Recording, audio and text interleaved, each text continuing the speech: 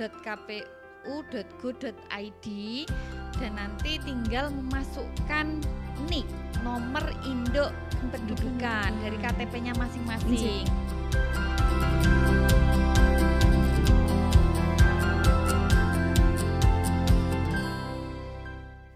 Assalamualaikum warahmatullahi wabarakatuh. Hai kadang pemilih dimanapun Anda berada, selamat datang di podcast KPU Kabupaten Gunung Kidul yang kita beri tajuk Wedang Kopi Ngobrol Kebab Pemilu. Nah, di episode podcast kita kali ini kita kedatangan tamu yang sangat spesial, yaitu Ibu Asih Nuryanti selaku Ketua Divisi Perencanaan Data dan Informasi KPU Kabupaten Gunung Kidul. Selamat datang Ibu Asih, bagaimana kabarnya hari ini? Terima kasih Mbak Sri, kabar baik, alhamdulillah. Alhamdulillah di sini. Bagaimana Mbak Sri dan keluarga? Alhamdulillah Ibu, yang penting sekarang itu sehat, gitu Bu. Leres. Oke. Di episode kita kali ini kita akan ngobrol tentang daftar pemilih ya Bu ya. Siap. Oke, siap. Jadi saya ingin tanya nih Bu. Ibu kan sebagai Ketua Divisi Perencanaan Data dan Informasi, untuk ketugasannya sendiri itu seperti apa sih Bu? Ketugasan perencanaan data dan informasi itu kalau di awal pemilu berarti kita bikin rencana-rencana program gitu ya, tahapannya seperti apa itu kalau pilkada kita bikin sendiri. Tapi kalau pemilu secara nasional itu berarti perencanaannya yang bikin pusat, kita tinggal ngikutin PKPU tahapannya dari pusat gitu. Nah, kalau di tahapan kita juga ada pemutakhiran data pemilih. Ini kalau tidak tahapan itu ada juga pemutakhiran data pemilih tapi ditambahi berkelanjutan. Seperti itu. Itu beberapa yang dilakukan di Divisi Perencanaan Data dan Informasi. Yang informasi ini kami mengelola informasi, tentu itu terkait dengan proses dan hasil pemilu. Jadi kalau misalnya ada yang ingin mencari informasi terkait dengan pemilu di Kabupaten Gunung Kidul atau pemilihan, ya silahkan datang ke KPU Kabupaten Gunung Kidul. Oke, Ibu tadi kan menyebut rekapitulasi daftar pemilih berkelanjutan. Itu maksud dan tujuannya itu seperti apa sih Bu? Jadi kalau di tahapan itu kan ada pemutakhiran data pemilih ya. Itu ada para petugas yang kemudian melakukan pencocokan dan penelitian daftar pemilih. Ini agar data pemilih yang kemudian para pemilih ini nyoblos betul-betul real datanya, yang terdaftar ini, yang nyoblos juga ini gitu. Nah, kalau di pemutakhiran data pemilih berkelanjutan ini tujuannya juga untuk memelihara agar daftar pemilih ini senantiasa update sesuai dengan situasi yang sesungguhnya di masyarakat, sehingga yang dilakukan itu yaitu tadi, kalau ada pemilih meninggal kita tahu informasinya, dapat data masukannya, kita keluarkan dia dari daftar pemilih.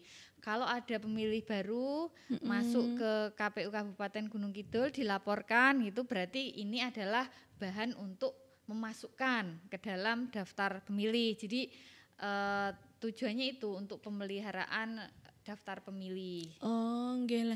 Terus untuk data-datanya itu diperoleh dari sinten mawon nggih, Bu? Kami ini prosesnya sudah agak lama ya Mbak. Kita kan pilkada kemarin itu selesai di April 2021. Jadi pemutakhiran data pemilih ini sendiri sudah dilakukan sejak saat itu, sejak April ini. Di mana diperoleh, kalau yang awal ini di bulan April itu kita dapat dari pemilih tambahan.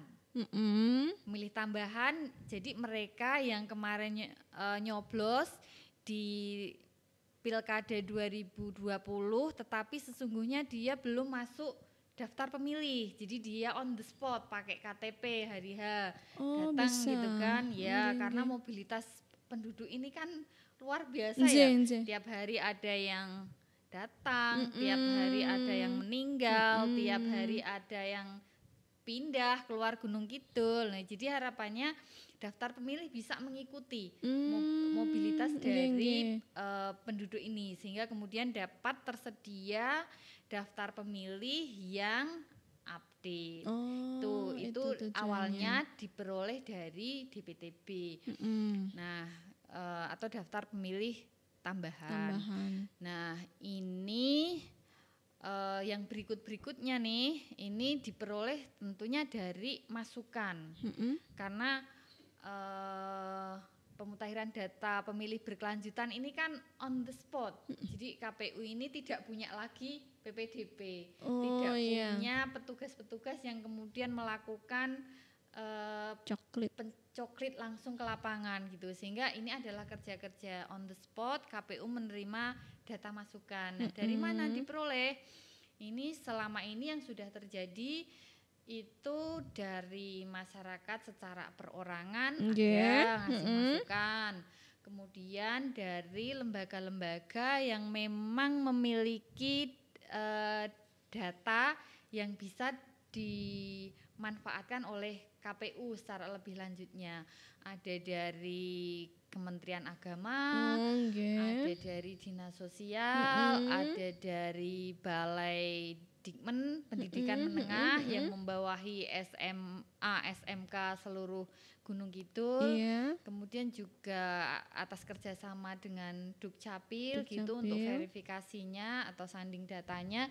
Jadi dari lembaga-lembaga itu kita memperoleh masukan. Dari Bawaslu juga ada masukan pernah kita terima dari Bawaslu dan di antaranya itu mungkin yang lain juga sebenarnya ada tapi mungkin saya lupa hari ini dari siapa aja. Yang jelas banyak yang ngasih masukan gitu ya, sehingga monggo kalau hari ini pemirsa di rumah mendengarkan kemudian ingin memberikan masukan data pemilih itu dipersilahkan. Itu tadi. Terus kalau untuk proses rekapitulasi di KPU Gunung Kidul itu sudah berjalan berapa kali sih, Bu?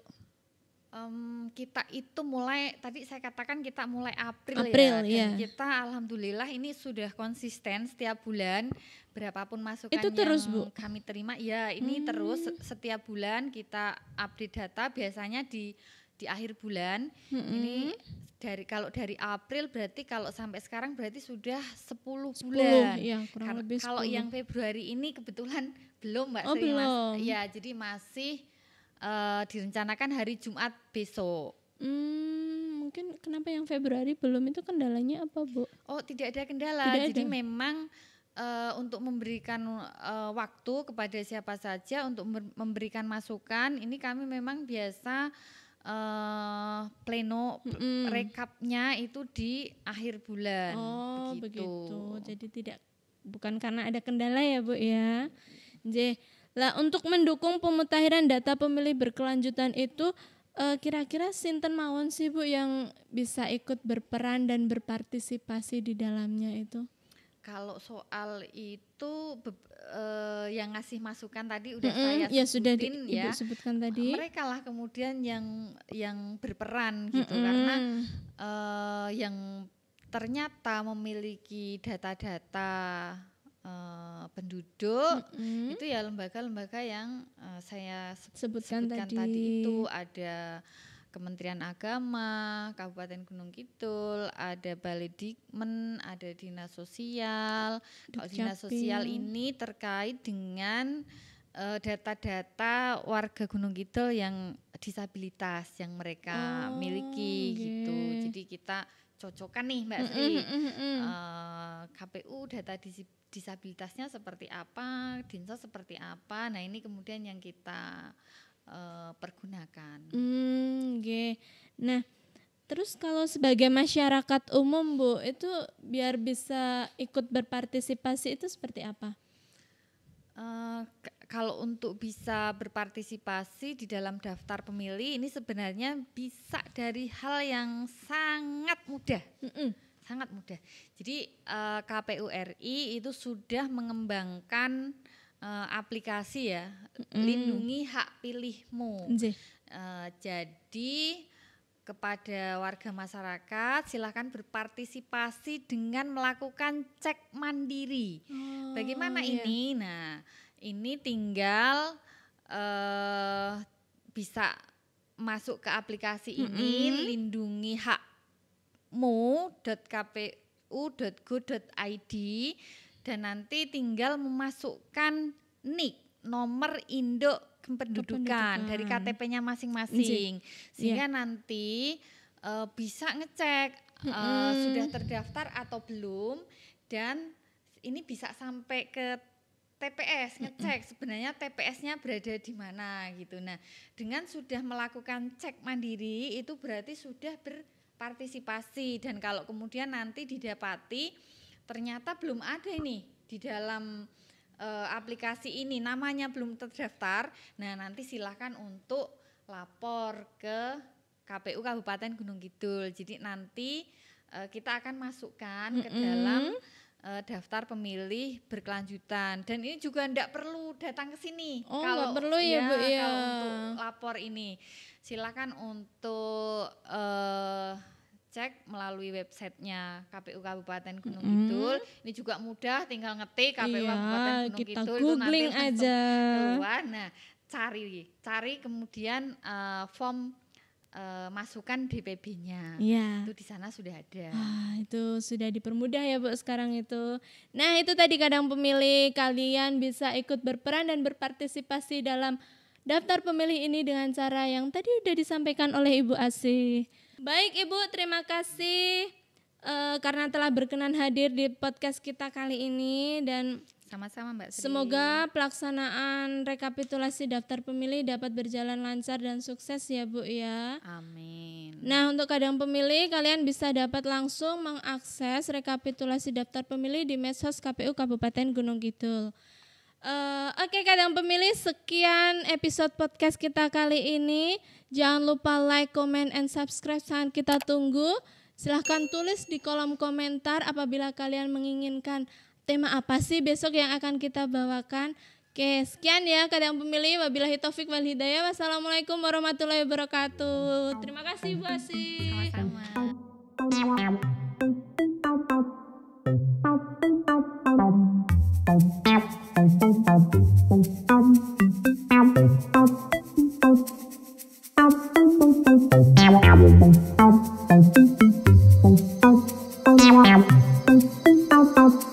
Sama-sama.